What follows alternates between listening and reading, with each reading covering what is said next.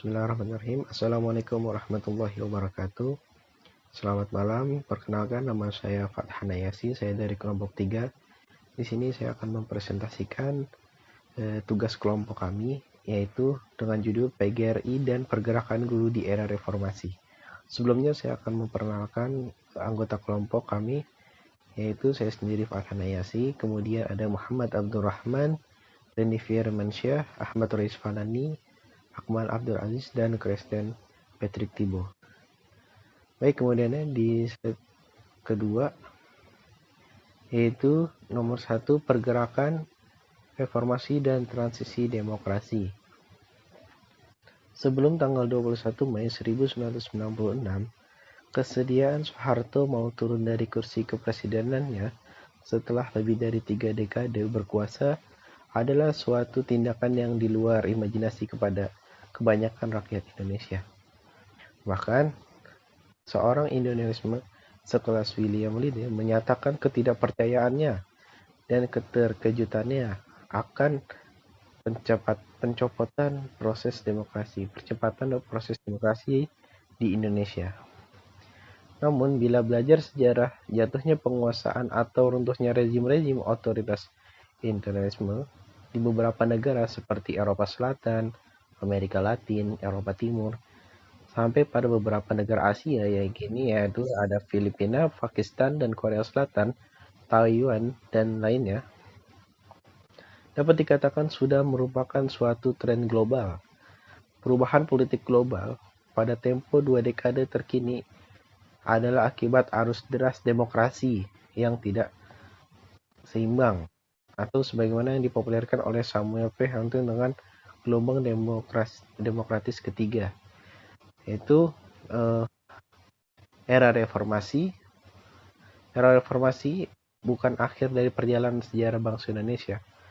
Kemudian ada terjadinya perubahan format politik atau transisi. Definisi dari transisi ini adalah peralihan dari otoriter ke sistem demokrasi. Kemudian perdebatan politik transisi.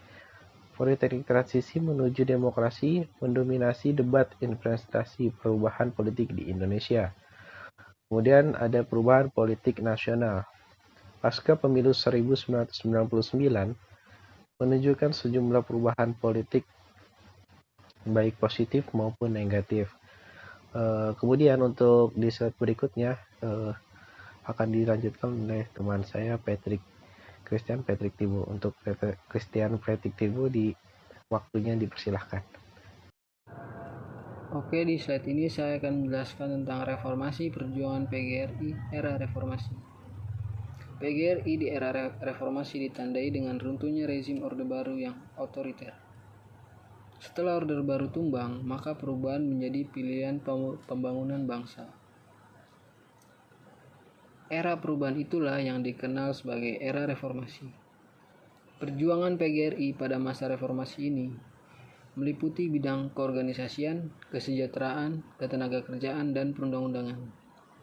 Reformasi pendidikan nasional serta kemitraan nasional dan internasional pada era reformasi di tubuh PGRI juga mengalami perubahan, yakni dengan melakukan penyesuaian organisasi dengan tantangan dan tuntutan reformasi yang ditandai dengan kongres.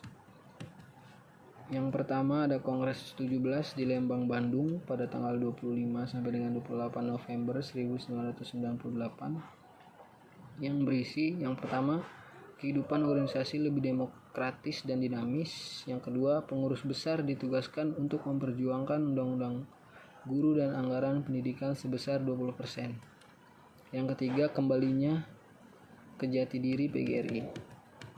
Nomor 2 ada Kongres 19 di Semarang pada tanggal 8 sampai dengan 12 Juli 2003 yang berisi tentang yang pertama penegasan kembali PGRI sebagai organisasi perjuangan, organisasi profesi, dan organisasi ketenagakerjaan. Yang kedua diundangkannya undang-undang guru dan dosen. Yang ketiga pengakuan guru sebagai profesi oleh Presiden pada tanggal 2 Desember 2004. Yang ketiga ada Kongres 20 di Palembang, Sumatera Utara pada tanggal 30 Juni sampai dengan 4 Juli 2008. Yang pertama berisi ditetapkannya Kode Etik dan Dewan Kehormatan Guru Indonesia. Yang kedua, membangun PGRI yang kuat dan bermartabat. Yang ketiga, dibentuknya Badan Pengembangan Sumber Daya Manusia Pendidik dan Kependidikan dan peningkatan mutu pendidikan.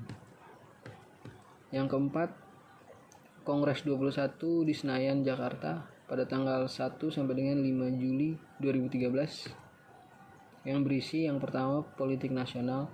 PGRI mendesak pemerintah khususnya penegak hukum agar meningkatkan penegakan hukum yang berdasarkan keadilan. Yang kedua, pendidik nasional. Melalui Kongres 20, PGRI mendeklarasikan dirinya sebagai organisasi profesi di bidang pendidikan. Yang ketiga, pendidikan dan tenaga kependidikan.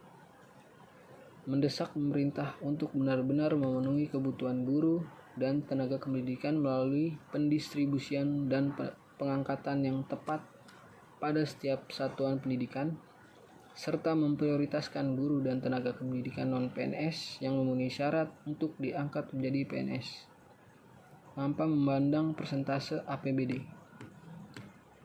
Di slide berikutnya tertulis bahwa PGRI sebagai organisasi profesi untuk meningkatkan sikap profesionalisme, loyalitas, dan dedikasi guru sebagai anggota utama PGRI. Selanjutnya akan dijelaskan oleh teman saya, Akmal. Terima kasih. 3. Tuntutan perubahan Sidiknas. Salah satu tuntutan gerakan reformasi tahun 1998 ialah diadakannya reformasi dalam bidang pendidikan. Forum Rektor yang lahir 7 November 1998 di Bandung juga mendeklarasikan perlunya reformasi budaya. Melalui reformasi pendidikan, tuntutan reformasi itu dipenuhi oleh DPR RI bersama dengan pemerintah dengan disahkan Undang-Undang Sistem Pendidikan Nasional 11 Juni 2003 yang lalu. Sistem pendidikan nasional yang handal dan visioner sudah harus diketemukan agar mampu menjawab globalisasi dan membawa Indonesia hidup sama hormat dan sederajat dalam panggung kehidupan internasional dengan bangsa-bangsa maju lainnya.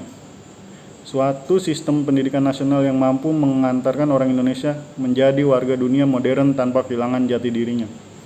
Pada era reformasi, sistem pendidikan nasional masih diatur dalam Undang-Undang Nomor 2 Tahun 1989 yang banyak pihak meratanya bahwa UU tersebut tidak sesuai dengan Undang-Undang Nomor 22 Tahun 1999 tentang otonomi daerah.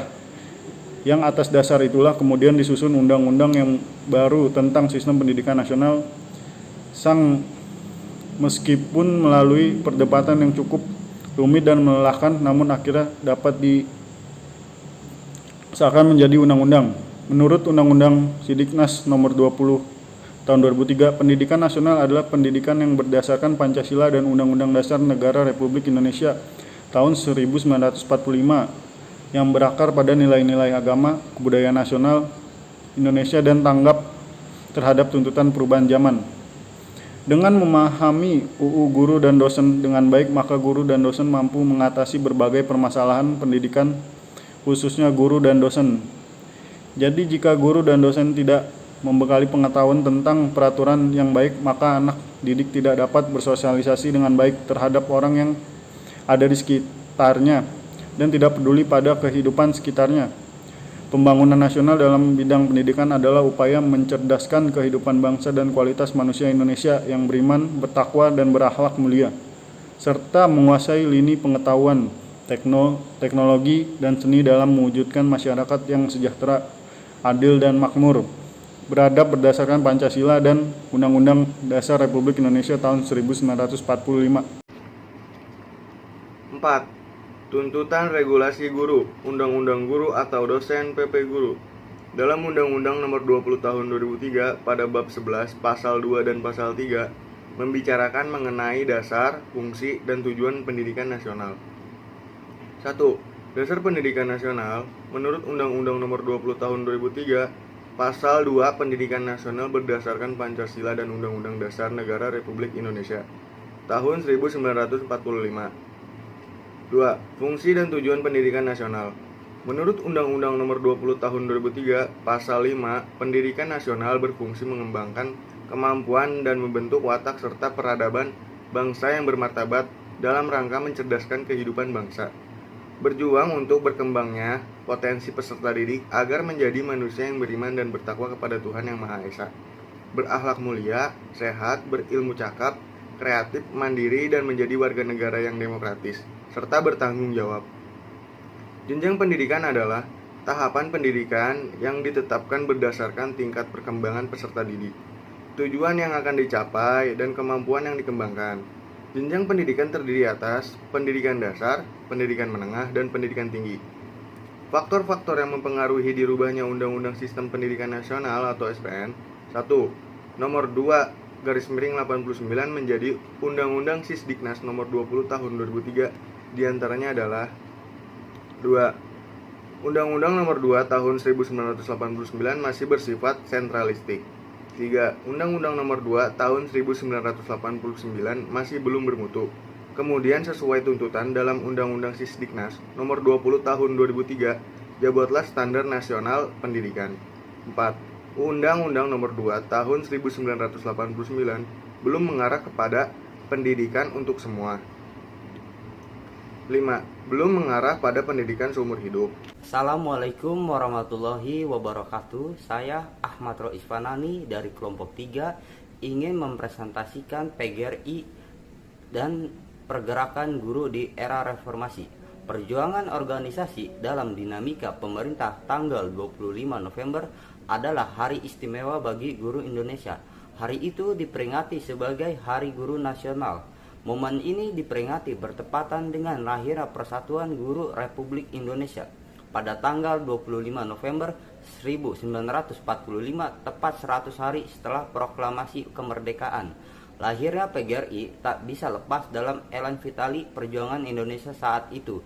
PGRI memiliki peran penting dalam meletakkan fondasi berhimpunnya guru di Indonesia. Lahirnya PGRI sendiri tidak dalam waktu yang instan. PGRI hadir dari eskalasi perjuangan yang berlangsung sejak zaman kolonial hingga puncaknya proklamasi kemerdekaan. Sebagai bentuk penghargaan terhadap pengabdian guru, maka diperingati sebagai Hari Guru Nasional pada tanggal tersebut. Sebagai sebuah wadah penghimpun guru, PGRI mengalami pasang surut dan dinamika tersendiri. Selama Orde Baru misalnya, ia menjadi aktor tunggal yang sangat akomodatif bagi kekuasaan saat itu. Meski demikian, sejarah juga tidak dapat menafikan bahwa PGRI masih eksis hingga kini dan peran strateginya sangat penting dalam perjalanan politik pendidikan di tanah air. Pasca Orde Baru, tumbang PGRI bukan sebagai wadah tunggal berhimpunnya guru-guru di Indonesia. Era reformasi mendorong memuncul sebagai gerakan alternatif selain PGRI. Ketidakpuasaan terhadap peran PGRI selama Orde Baru menjadi salah satu alasan semangat kebebasan berserikat di kalangan guru menjadi masif di sebagian guru tanah air. Gerakan itu muncul di tingkat nasional maupun lokal. Di level nasional, sejarah gerakan guru di Indonesia dapat ditelusuri sejak penjajahan Portugis.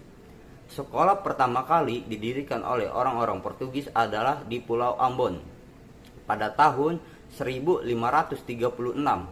Pada era penjajahan Portugis ini, gerakan guru atau organisasi guru sudah terbentuk, di mana mereka umumnya para pengemban agama Katolik yang ikut serta dalam misi penjajahan Portugis. Mereka terdiri dari orang-orang Katolik, Ordo Jesuit, dan dominan. Peran PGRI dalam otonomi daerah. Otonomi daerah yang digunakan di Indonesia adalah pengertian sebagaimana yang disebutkan dalam Undang-Undang Nomor 32 Tahun 2004, Pasal 1 Ayat 5. Pengertian otonom daerah adalah hak, wewenang, dan kewajiban daerah otonom untuk mengatur dan mengurus sendiri urusan pemerintah dan kepentingan masyarakat setempat sesuai dengan peraturan perundang-undangan.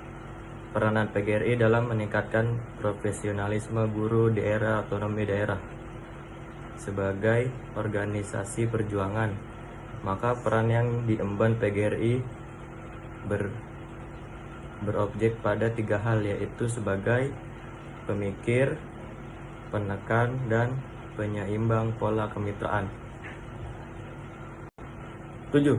Kerjasama dan hubungan luar negeri. 1. PGRI sebagai organisasi yang bersifat kemitraan, terdiri dari pihak legislatif, eksekutif, PB, dan PGRI. 2. Kerjasama luar negeri. Di tingkat regional ada ASEAN, pertemuan guru-guru. Lalu di tingkat internasional ada konvensi ILO, Education International, dan bentuk kerjasama PGRI dengan luar negeri. 3. Bentuk kerjasama PGRI dengan luar negeri, yaitu 9 mahasiswa IKIP PGRI Semarang praktik mengajar di Malaysia.